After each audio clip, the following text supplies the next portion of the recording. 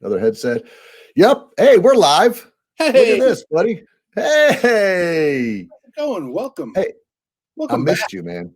I Yeah, missed you. too. So here's the deal for those of you who are joining Leadership and Laughs tonight. We didn't do a show over the Christmas week because it was the holiday season. And then we didn't do a show over New Year's week because it was New Year's. And then the Wednesday after that, I believe there was a thing called the Capitol riots here in the United States. Yeah. And it was not a good night for us to be doing a show. And then last week I was skiing out near my buddy Brian in Colorado. So after 4 weeks, we're back. We're back. We're back. Thank goodness, man. Totally missed you. Totally missed everybody. If you're listening to us on the podcast, we are glad you are with us. If you're here live streaming on LinkedIn Live or Facebook Live, we're glad to have you. This is just a fun little show where my buddy Brian and I get together. We talk about leadership. We have some laughs. We play some games and just try and make this the best hour of your week. What's happening in Denver tonight, buddy? Tonight in Denver, it's 55 degrees, mostly sunny skies. Actually, that's not true because it gets dark here at like 4:30. That is correct.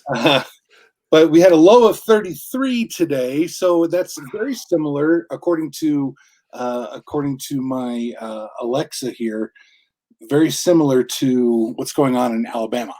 Yeah, it is. I mean, we were like in the 50s, high in the mid 50s, and low today, like in the 32. So it's kind of Denver, and we're like we're like right on the equator, you and I, Denver and Birmingham. Yeah, we're right there. All right, let's get the opening started. Let's get rocking and rolling.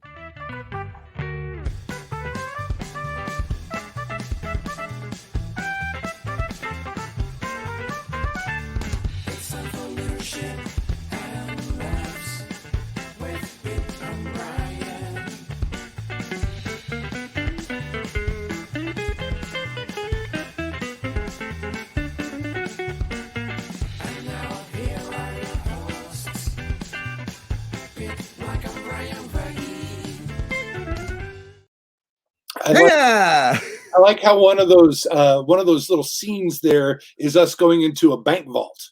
Yes, into a vault to unpack all this great leadership and laughs that we're about to share with everybody. So many lessons, so many vaults. So it's good to have everybody along. If you're with us on Facebook Live right now or LinkedIn Live, go ahead and put something in the comments. Let us know where you're watching from. What you're doing tonight, what's on your mind. We like to interact with the audience, Brian, through the comments and get you all to just sort of not just sit back. And if you want to sit back and listen to us ramble for an hour, that's fine. But if you want to be interactive with us and share some stuff as well, that'll be pretty exciting. Brian, I did clean out my attic. Forgot to tell you this, and I don't think I have it here. Oh, I do have it. Remember we were talking about our Disney name tags a few months ago? Yeah. And I said I had the little one back here with the little pop. Look at this. Oh, I found the old one. I found the old one too, baby. Look at that. Hey, it's Pete and Brian. I feel like Flavo Flav again if I just wear that. Look how yellow they've got. I know. They did not age well. They did not age well, but we're still happy to have them. Again, working at Disney with Brian, we had a great time. And we got Madison. She's watching tonight. Thanks. She's ready for the game show already. Sherry's here. Joseph, hey, our buddy, we missed you this past month. I hope you had a great holiday season, Joseph. And of course, the lovely Terry just steps away from where you are as well, Brian. So, oh yeah, look at that. Look at that. She's sitting in her favorite chair. Is that your chair? Thanks, honey. No, we have matching, recliners. We look like a little old couple sitting there with our blankets on us. Yeah. You got a little Archie and Edith thing going on there. So Stifle, Edith. You got some good news stories for us. Let me get your opening music going here, buddy.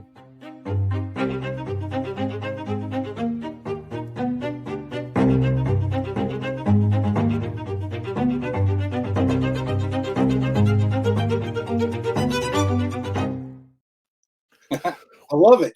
I know it makes us sound smart. This is leading off with Brian, everybody. And what we do is Brian brings us some good news stories. We don't want to start the show with anything that gets us sad or in a bad news or anything. So Brian's going to get us rocking with this thing we call leading off with Brian. Yeah. So I want to dedicate this first story to both of my daughters, Hannah and Sabrina. They both love all things Disney, musical theater, and TikTok. Are you familiar with TikTok? Okay. I am not a subscriber, but I am familiar with it. Yeah, it's Yes. a video sharing app that's become extremely popular, especially with the younger generations, which is again makes me feel like I'm getting old because I don't really know what that is. But that's where our story begins. Apparently, social media has had a bit of a fascination with the Disney Pixar movie Ratatouille, which is one of my favorites as well. So Ratatouille, better than Baba Booey. I had a hard time rhyming that one, buddy. So that's all I could do. Ratatouille, something pooey. But yeah, there were some really brilliant musically minded people on TikTok who decided to go ahead and give this masterpiece a Broadway musical spinoff. It was really kind of crowdsourced. They wrote some original songs with titles like "Trash Is Our Treasure" and "Ode to Remy," and it went viral. So the whole, weird, wonderful, in the public eye thing caught the ear of the professional theater community, and a production company decided to help them turn that crowdsourced collection of songs into a real event. So Ratatouille, the TikTok musical, actually featured real stars like Titus Burgess and Wayne Brady and Adam Lambert, and the whole virtual musical premiered on New Year's Day, and wound up raising more than $1 million for the Actors Fund.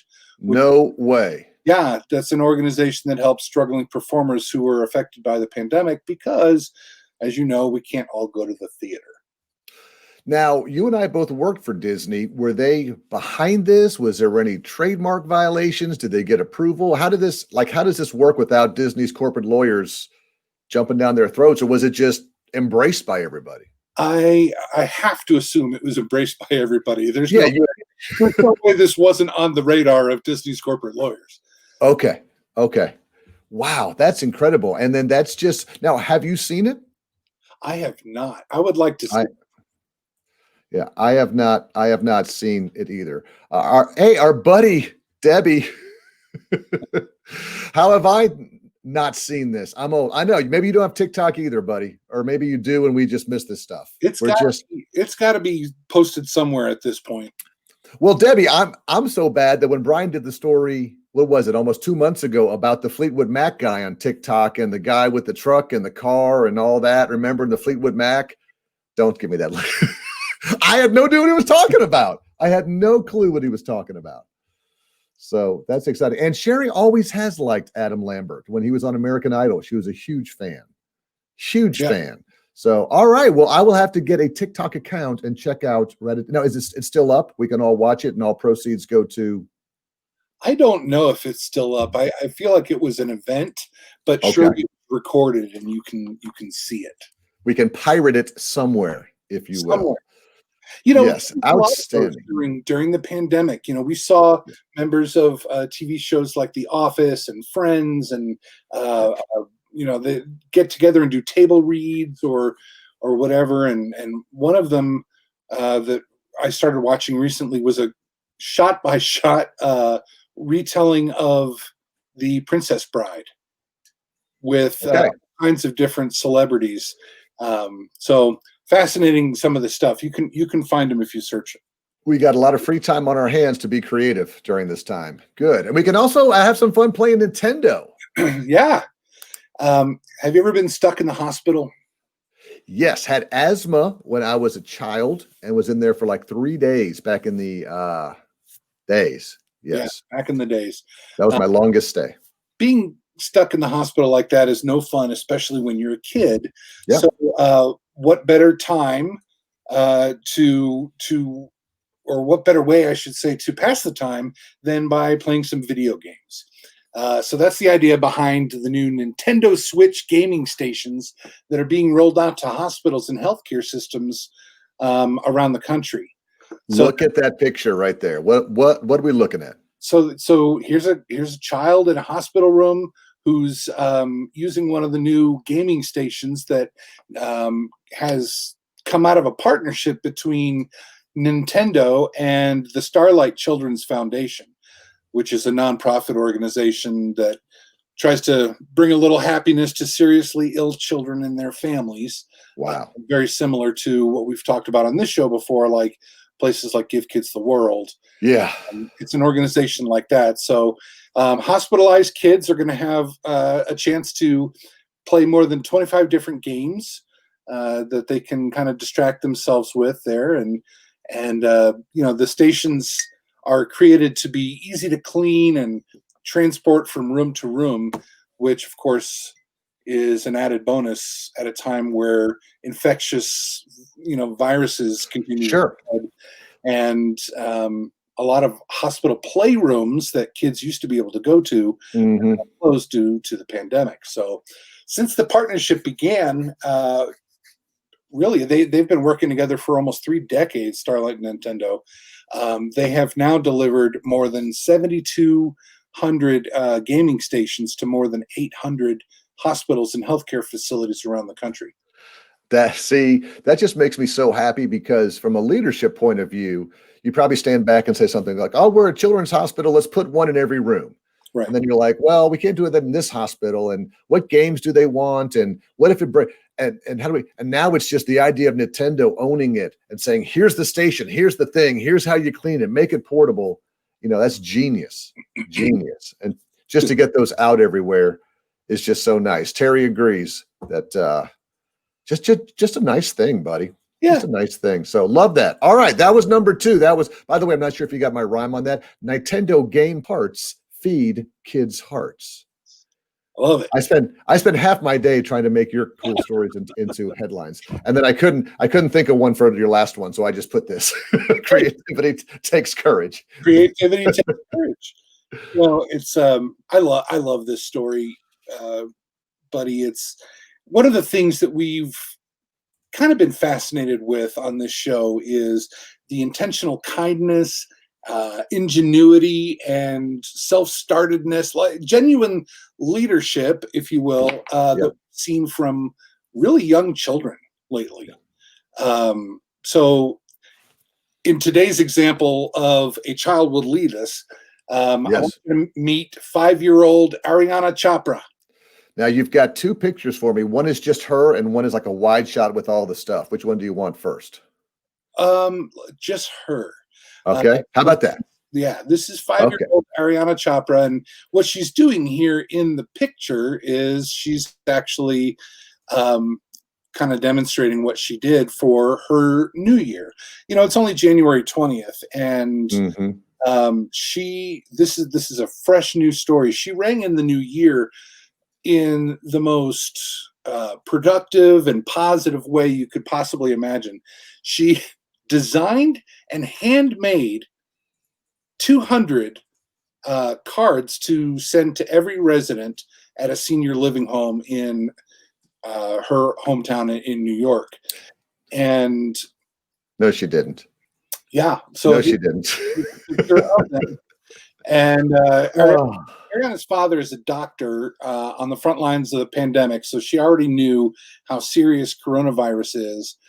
And she says she got the idea of making cards for the people in the nursing home who can't go out and meet their friends and family. So when her mom noticed her hard at work making all these cards, she called the local nursing home and asked how many residents there were, and found out that, there's 200. She's like, this kid's 5 years old. Right. So, your title is perfect. Creativity takes courage. She stuck by her guns, and, 200 cards handmade it's a tall order for anyone, but let alone a kindergartner, right? But she worked for almost 2 weeks to make them all, and she decorated each one with a unique combination of like rainbows. We see a lot of rainbows and snowmen holding gifts and special New Year's messages.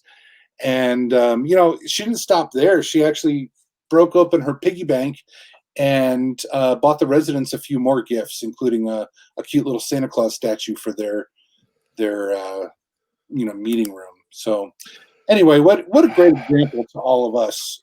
Yeah, and it's so frustrating because, I know I should be writing thank you notes to people, and I'm like, I don't want to write a thank you note, I don't want to, and like you say, from the mouths of babes, you know what you should be doing is writing 200 handwritten notes to senior citizens who are stuck inside. Great example, man. Great example. Thanks, Bri. That fires me. See, you always get me in a good mood to get started, and then half depressed also because I don't have half the heart that some of these kids do. So be inspired. Yeah, we'll get there. All right, well, let's do this, man. We're going to start a brand new segment, but it's going to be interactive. It's huge. It's fun. And believe it or not, let me turn that off. It's got its own opening. So let's take a look at this. All right. Where'd it go? Here it is.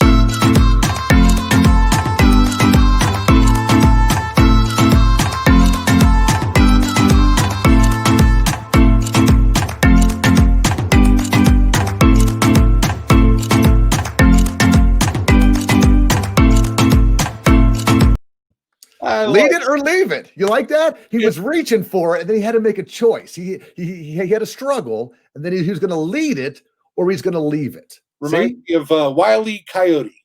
Ah, very well done. Da, da, da, da, da, da, da, da, da, da, da, da. That's Muppets. Yeah, thanks. All right, so here's what we're going to do, everybody. It's not really a game. It's more of an interactive, ethical decision-making process for you as a leader. So what we're going to do is I'm going to throw up some scenarios, some real-life news stories, Brian, some real-life scenarios. And I want you to put yourself in the role of either the person or the organization. And then you get to decide after I give you all the facts, are you going to lead it? Which means I would take charge of this. I would fix this. I would change it. I would put money to, I want to lead the struggle, or would you leave it? I'm not touching that with a 10-foot pole. They did it right. Leave it alone. All that. We call this, Brian, lead it or leave it. Oh, so exciting. All right, let's get to the first one. Let me get my little thing going here where I share my screen. Share screen 2. Bam. Put us over on there we are. Okay. So here's the first one.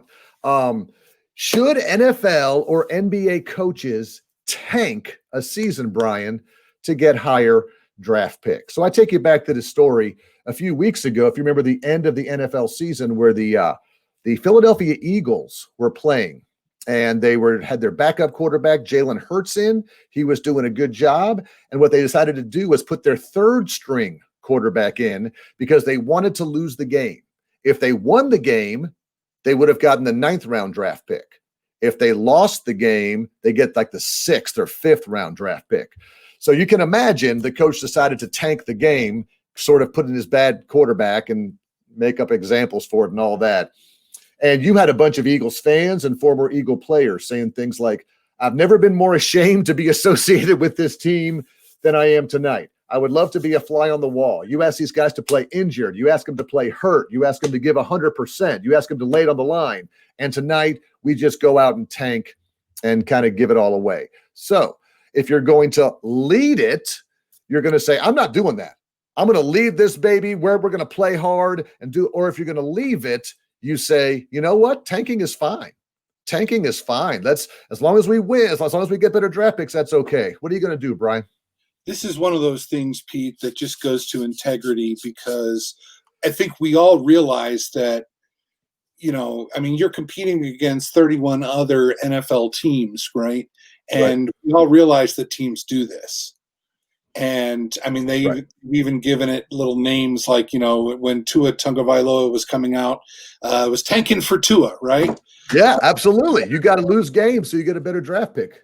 And so where it comes to integrity is you've got to be willing to do your best every game, knowing that there are other people or other teams in this case that are gaming the system. Yep. And you have to realize that you might not get that number 1 pick, right. Because you play to win the game. play to win the game. So Yeah.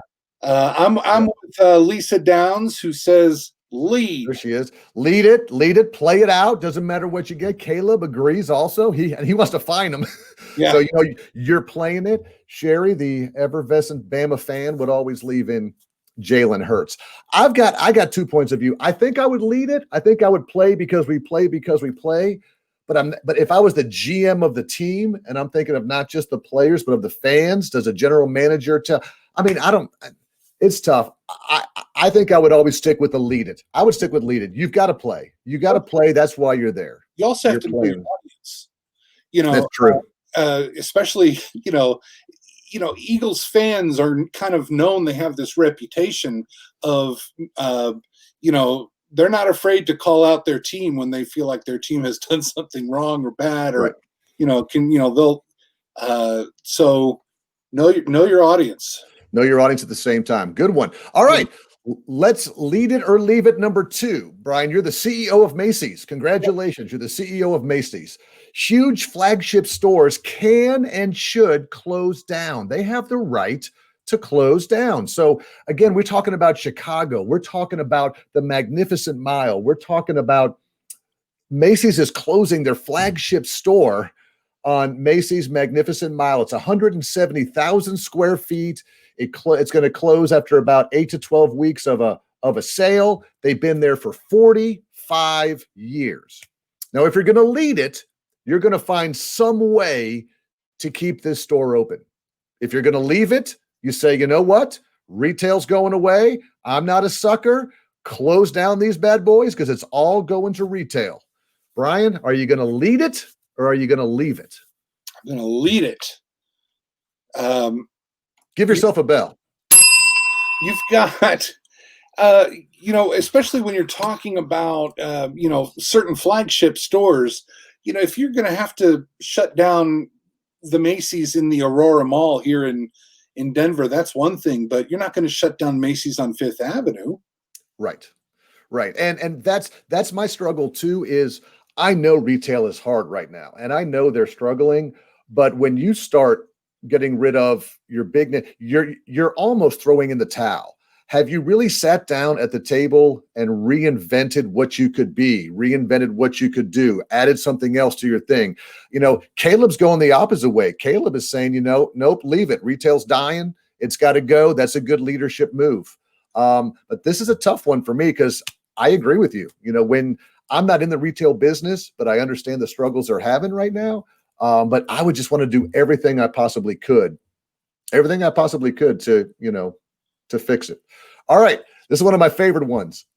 Number 3, companies should use any means to train employees about the dangers of internet spam, viruses, or phishing. And if I may, let me give you a real life example that happened just before the holidays. I don't know if you've heard about this, but you're going to love this one. There we go. All right. Let me get rid of my banner here so we can see this. GoDaddy is accused of cruelty after it teased 500 employees into replying to an email where they promised a $650 bonus, only to then reveal that it was a phishing test that they failed.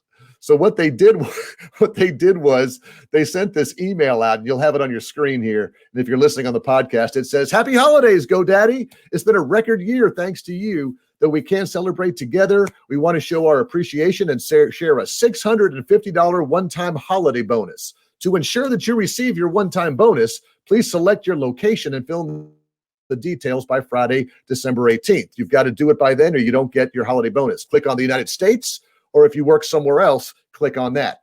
And what happened was, to all the people who clicked on the link, they failed the corporate phishing test. So they got a follow-up email that says, "You just failed our recent test. You'll need to retake our company's security awareness, social engineering training." So let me ask you this: lead it because it's a fantastic idea, or leave it because that's a tone deaf and poor way to train your employees? They went too far, Pete.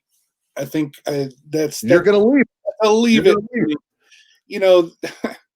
My company does something similar to this, but it's usually something like, a Papa John's coupon, not $650 Christmas bonus from the company that you work for. I mean, listen, we all have to be so careful with phishing scams, and Right. it's not unusual that I will be looking at my personal email and call my daughters into the room and say, "Look at this! Look how real this looks." Uh-huh. Uh, Uh-huh.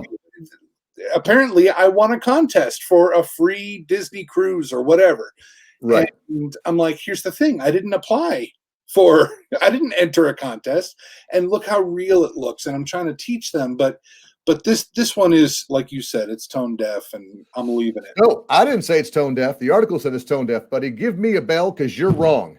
That is a lead it. It's a lead it and it's a love it. And it's fantastic because I'm sorry if you're stupid enough to click on it, you should know better. And it probably had the wrong typos and all there in it. But I'm sorry if I hurt your feelings, but don't click on emails you're not supposed to click on. Too bad. So Lisa is also doing this right now. Not quite pile that one.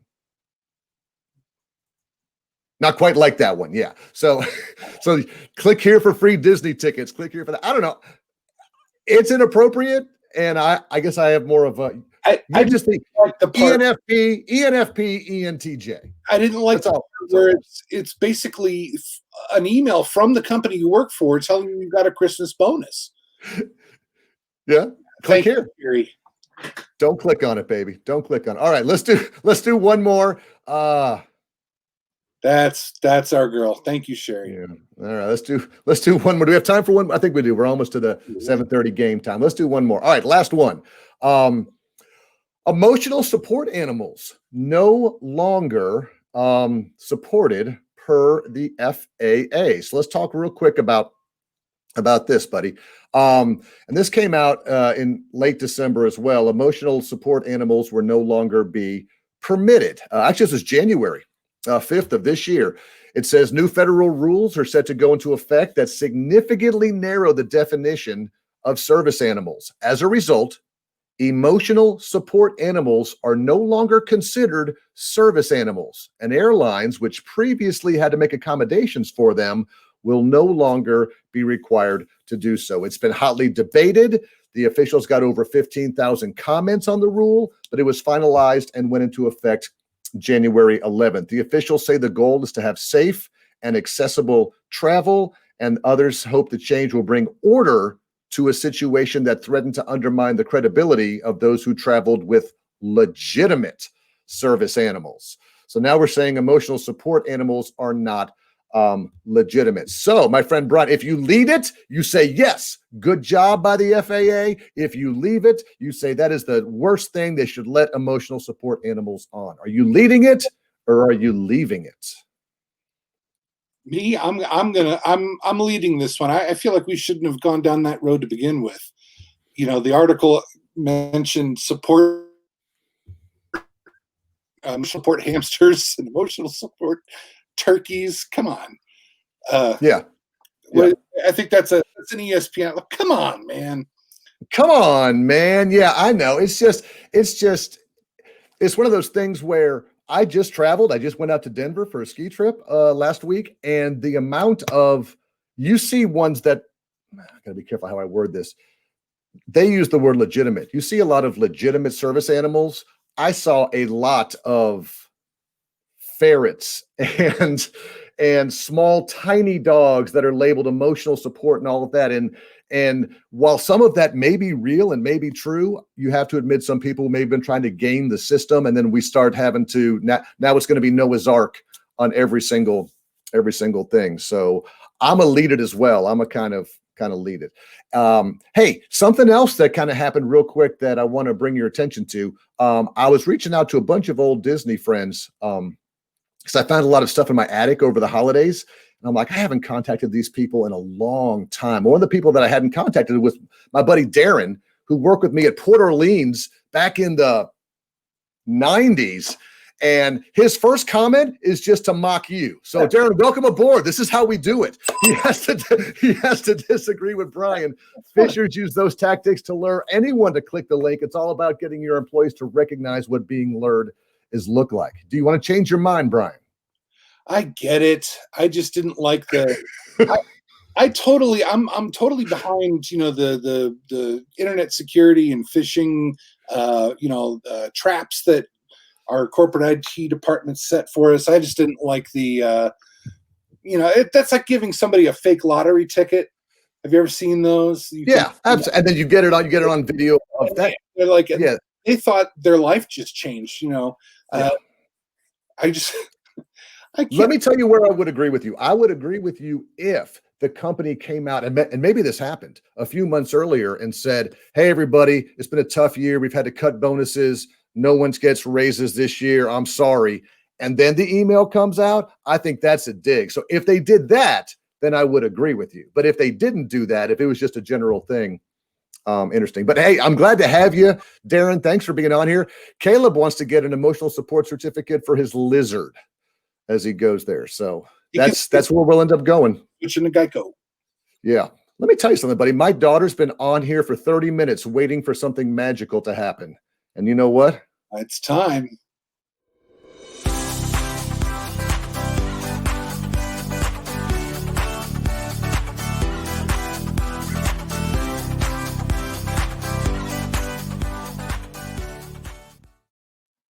Oh, you know what time? I know. You can't help but dance, buddy. It's the world famous, most popular leadership statistics game show on live streaming and podcast in the history of the world. It's Over and Under with Brian. Come on. Clap along at home. It's awesome. Over and Under. It's everybody's favorite part. Leadership statistics game show. Oh man. All right. Well, get us started. What are we working on today? And also explain how everybody plays. All right. So basically, here's how it works. I'm going to present Pete with a few interesting and timely statistics. They're going to deal with remote work, which we're all familiar with. And Pete's going to have to decide if the actual number is over or under the number I give him, the over-under number. And we encourage all of you to play along. Joseph Barone wants to know if there are any prizes. And I have big news, everyone. It's a new year. Just click on this link to find out if there are prizes. That's a comedy joke. That's a funny joke. That is awesome. Madison's ready. Yeah. Of course, is bragging rights. And Pete's been doing really good at this lately. Last couple of times we've played this, you've gone 3 for 3. I know. And who said 2020 was a bad year? I went 3 for 3 a couple times at the end. So let's all get our focus in place. So anyway, we don't discuss this ahead of time. I've actually kept these hidden from Pete. So he's hearing them for the first time along with our audience. And we do want to encourage you to play along. So feel free to text in your answers, chat them in there. As we try to guess over or under. Very well. So what we're doing is we're playing and learning at the same time. Oh, I think it was the old, what show was that? It says, if you're not careful, you might just learn something. You might just learn something. I don't know. I think that might have been the Cosby Kids. Anyway. Let's go. Upwork, Pete, is a remote work technology and staffing company.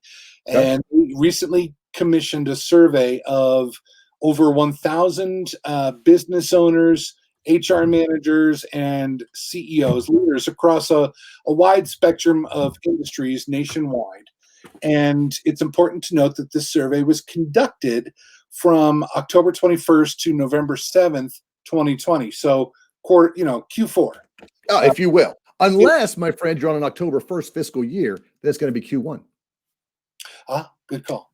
Yeah. So my point is it's recent and takes into consideration our current remote work situations with the pandemic. So as we're all aware, remote work has increasingly become the norm for professional life in America and probably around the world due to the COVID-19 pandemic. And, while the sudden shift to remote work has been an adjustment for all of us, this survey finds that there are some positive benefits to a distributed workforce. Okay. So let's get into the numbers. Let's begin. All right. Nearly 10 months into the pandemic, what % of the total American workforce remains fully remote?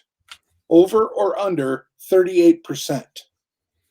Percent of the entire American workforce during the time of this survey, October through November, what percent is fully remote? Fully remote. I mean, I'll use us as an example. Local government agency had no intention of ever going remote. In fact, just asking your boss to work from home some days would be just like, we don't do that. And then the numbers got up, close proximity, working around. And over the past 4 months, we've been nothing but remote. However, I feel like Lee Corso, not so fast, my friend. However, there are still too many service industries that are out there. There are too many people that cannot work from home. So while my heart tells me it's over, my head, my friend, tells me that it's going to be under. Now, let's see. Jacob looks like he's wrong. Thanks for playing along. He's taking the over. Madison following the crowd. Baby, don't be a sheep. Don't follow Lisa Downs. Jonathan, don't follow your buddies in the fire service. My smoking hot wife is the only one so far that agrees with me, and some guy named Caleb. So, most people take the over. I'm taking the under. What do you got? The answer, the bell goes to the overs. It is over. So you're wrong. Madison's right. How about that? You ready for this? Yeah, go ahead. How many is it? 42%. How much? 42%. 42%. Okay. Of the total American workforce remains fully remote, even almost nearly a year into the pandemic. Managers believe that 27% of the workforce will still be fully remote 1 year from now, by the way. They see that dropping by only about, by several. I'm not doing math. I'm not. Yeah, Joseph, I'm sorry, buddy. We were wrong. But Brian, here's the thing, and I've been reading lots of articles on this recently as well. The biggest culture shift this year is going to be around things like soft skills, communication skills, organizational culture skills. Because what's happening is, if this stays like it is, most people are like, well, let's just stay remote till we get back to the office. But if we continue, and like you said, 27% may continue going remote, people, at least managers that I know, haven't been. Now your managers do, because you live in a remote world. You've always been remote. But those who don't have a whole lot of almost recalibrating of how to manage remote teams. And that's going to cause a lot of dysfunction sometimes. Lisa even thinks that 42% is lower than she thought. So I imagine it probably depends on where you live in the country too. That there are some places where they've had much stricter COVID protocols than others, and people. But yeah, taken as a whole, 42% still working remote, and anticipated that nearly 30% will still be working remotely a year from now. Yeah, I believe it. I believe it. So, all right. 0 for 1. Let's go. All right. What percentage of respondents, Pete, said their company's remote working situation has actually gotten a whole lot easier than when they first implemented it at the start of the pandemic? What percentage of these leaders said their company's remote working situation has gotten easier over time from when they first implemented it at the start of the pandemic? Over or under 60%? Okay. Now, you just saw me right on here. And tell the audience again that you and I do not talk about this. We do not. So I wanted to write this down. Nice. Oh, because I know you. Because I know you. Now I've got to guess though. So because I thought it'd be so it's got to be over, because again, it was so hard at first. I would say almost 75% of people would say it's gotten easier. If it hasn't gotten easier in these past 6 months, then you're doing something wrong. There's no way it can be harder than what it was. So I'm going to say that you have not stumped anybody on this. I think everybody's going to take the over. Sherry did. Madison did. Oh, look at Scott. Oh, like that. Breaking it again. Good. Jonathan taking the under. Anybody else want to put in there, Brian? Because again, that's the only thing. So one thing I can think of is it's gotten easier for me. It's gotten easier for my team. It's gotten easier for our friends. So there's no way that it can't be a high number. So Joseph's taking the over, and so is Terry. What do you got? So the bells go to the over. Not only did you predict right on the money my over under. You're over under, yeah. It was in fact over, and your reasoning is exactly right. So it's actually 68%, which is nearly 7 in 10, who said that remote work is going more smoothly now than when their company first made that shift at the start of the pandemic. And a handful. I would love to interview that 32%. What is making it harder? Well, for them right now. It's not that it's harder. A handful of them, maybe 27% said it's about the same. Okay. Only 5% said it got worse over time. It got worse. Okay. So I like that. I want to give a shout out to my buddy Al. He's a former police officer, friend of mine here in Alabama, working toward retirement. And first time on the show, he guessed wrong. So that kind of follows everything that I know about him. But good job, Al. Glad you're here, buddy. Thanks, man. Thanks for joining us today, Al. All right. Good thing he always carries a gun. I probably shouldn't make jokes about that. All right, here we go. Give me the third one, because I'm going to go over 50% today. Here we go. So the question was asked, what about remote work has worked better than your expectations? Okay, so what is something about remote work that has worked better than your expectations? What percentage of business leaders cited reduction of non-essential meetings as something about remote work that exceeded their expectations? Over or under? What do you got? I was going to go back. No, I'm not going to say it. Go ahead. Over or under 55%? I was not going to say 55. No, but I was going in the 50 range. All right. See, here's the deal. All right. Here's my brain at work. I would think it's over, because one thing we've noticed is it's the key word, non-essential meetings. We still have Zoom meetings. So it's kind of a trick question, because you hear people, I'm still going to meetings. I've got Zoom fatigue. I'm so sick of meetings. So we're still having them, but I think it's all the crappy little one-off meetings that we used to throw on a calendar. And I think some of those have gone away. So 55 seems high, Chuck, but I'm going to go with the over. Lisa's going to take the under. Because she's probably in. Well, Lisa, you're in like 75 meetings a week, regardless. Surely some of those meetings went away. Yeah, come on. Jonathan thinks it's less than that. Scott thinks it's under. Caleb feels like he has more meetings. On the other hand, let's see.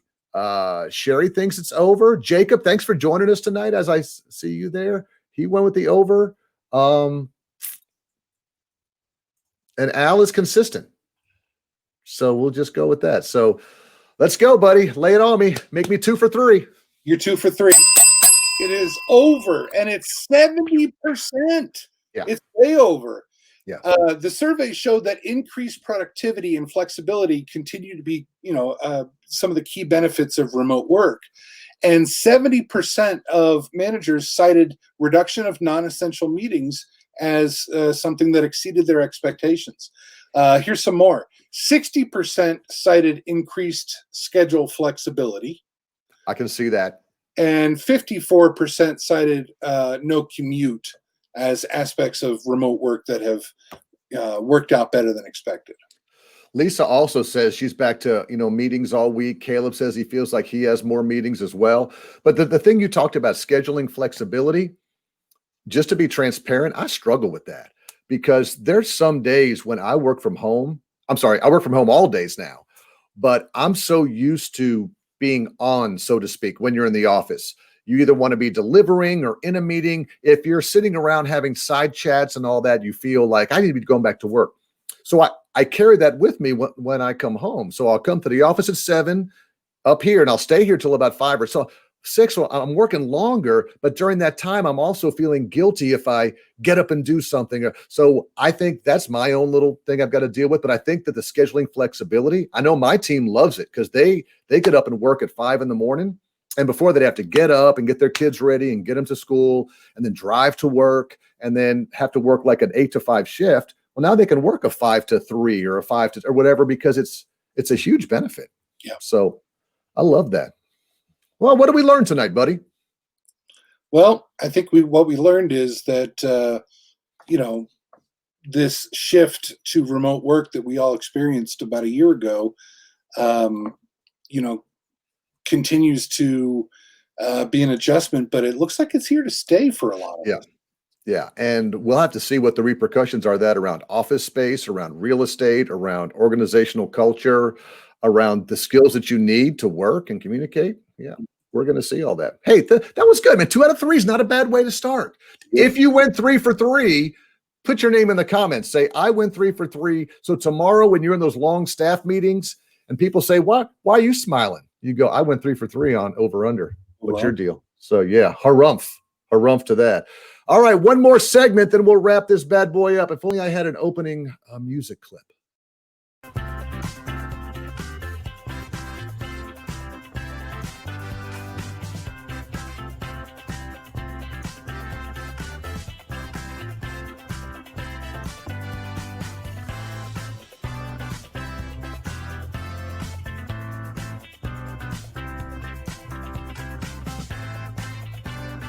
Yeah, it's good stuff. It's time for the Daily Disney. And it actually comes once a week instead of every day. But this is where Brian and I take some time to talk about Disney. We don't work there anymore, so we're a little more freer to talk about a few about a few things. We don't share anything confidential because we love the company, but we like to talk about different things. And sometimes we'll talk about leadership traits that they do. We'll talk about training. We'll talk about things that are happening in the theme parks. And I've got a controversial one tonight, Brian. So I'm going to tread very lightly on our Daily Disney. But guess what came out today? Did you follow the news today? It was interesting. It was executive. It was executive compensation. Oh, you know what? We'll leave that off of there. So let's get a picture up here of, if I may, of the two Bobs. And we had a pleasure of, I believe, Bob Iger worked with us at one time, and Bob Chapek is there. So one is the CEO and one is the executive in charge. They've sort of, Bob Iger's taken a little bit of a backseat role and letting Bob number 2 sort of take over there. Brian, let's not just talk about Disney. Let's talk today from a leadership point of view about executive compensation as a whole. True or false? CEOs of large organizations make a lot of money. True. Don't answer this, but the question is that bad? is that wrong? And that's what came out today when the Disney organization, and you probably won't be able to read this, but they in their annual meeting, they put out some of their performance numbers of their CEOs. And what I want to draw your attention to here is Bob Iger's pay cut that he's taken over the past few years. Now, if you look at the far right, you'll see in 2018, his total compensation was about $65 million. In the next year, it was $47 million. And this year, 2020, it was $21 million. So you've got to put yourself in people's shoes. And here's what I mean by that. Most people say things like, if I made that much money, I would give it back to the employees. If I made that much money, I would do all this. But what if someone came to you and said, Brian, you made $65,000 in 2018. You're going to make $47,000 2019, and you're only going to make $20,000 in 2020. Is that a good analogy, or am I talking apples and oranges? Depends on what I'm getting $65,000 to do. Okay. Run an organization. Undercompensated. Right. But this is always a thing around leadership, and we don't talk money a lot in leadership, but it does cause some dissent among employees and organizations. And I'll tell you where I see it sometimes when I'm talking about budgeting for my local government, for my training department, or for just the entire organization. if you don't understand budgets, you don't understand where money comes from. So a lot of times you'll see there's always money in the labor column, and there's not a lot of money in the other expense column. And they'll say, well, just take 2 people quit, so take their money and put it over here and use that. And the numbers don't work that way. It just doesn't do that. When you talk about executive compensation, you also have to look at what the market will bear. So if you want to keep the best CEOs and the best leaders, you can't come in and lowball them. They have to do that. So I don't know. It's just something that I think we as leaders need to always be aware of before we get on, because the first thing you always talk about when you're talking about leadership is someone makes too much. Someone makes too much. And I don't think that's always the case. I think as a leader, you have to be careful to not compare what you're making to other people and say you should take money from here or there, because the Coke CEO, the Southwest CEO, General Motors CEOs, they're making millions and millions of dollars. And we're going to have talk over the next 4 years and the next 8 years and the next 12 years about the top 1% and the executive wealth and kind of all of that. What I just want to encourage us all to do as leaders, instead of just jumping into the fray and saying, you're making too much, make sure that we as leaders have a really good picture of what that looks like. Because someone might come to you, Brian, and say, what do you do? Oh, I design training. Pete, what do you do? I do leadership stuff and training. And they pay you that? They pay you all that money just to do that? People would say, look at us and say, you make too much, take that away. So just be a well-rounded person, understand about salaries and compensation, and my opinion is, don't be one of those people who jumps and harps on what other people make if you don't have a really good understanding of what it takes to run a business. That's kind of my soapbox there. What's your take on just the role of executive compensation or anybody's compensation in today's transparent world? By and large, I agree with you. I think that, when you said what the market will bear, I don't want to be the CEO of my company. Right. I don't want that job. And I feel like our CEO is compensated, in our example, fairly. And, I think the problem comes when you look at data lines over the years. Mm-hmm. Executive compensation, CEO specifically compensation, has grown almost 1,000% since the 70s, and at the same time, worker compensation has only grown by like 12%. Yep. So, what I'm saying is, obviously, CEOs should get paid more than a typical worker, but it's the increase over time that I think has turned a lot of heads when it comes to executive compensation, especially at those higher levels. There's a gentleman that I follow on LinkedIn. His name is Dan something, and he works for a company called Gravity Payments, I think out in your neck of the woods in Seattle or Washington. And he's the guy that came out and pays all of his employees $75,000. Do you remember hearing about that a few years ago? And he's still in business. He had to take a huge pay cut as the CEO to allow that to happen.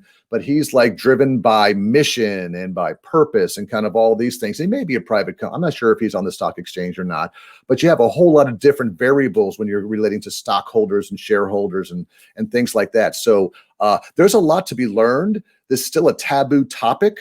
That's why salaries are still, not listed on job interviews, or you have to negotiate to get the higher salary, and it's all sort of behind the scenes kind of stuff going on. And I just want to encourage all of us as leaders to just be well-rounded, read up about it, see what's going on, rather than just staying behind and saying that person's getting more than I'm getting, and I don't understand how this happens. You, Brian, sharing that data, which is perfect, about how come CEOs going up and this is going up. What's the cost of living? What does inflation look like? It's a huge thing to think about. So I just wanted to kind of share that, because the cool thing about government is that when you apply or post for a job, the salaries are listed. Like, it's out there. You will see the salary range. They're all public. Same thing for teachers and government workers and all that. Private sector, it's always this little game behind the scenes that you have to figure out. And that's just part of the culture too, that you have to be aware of. So. Yeah.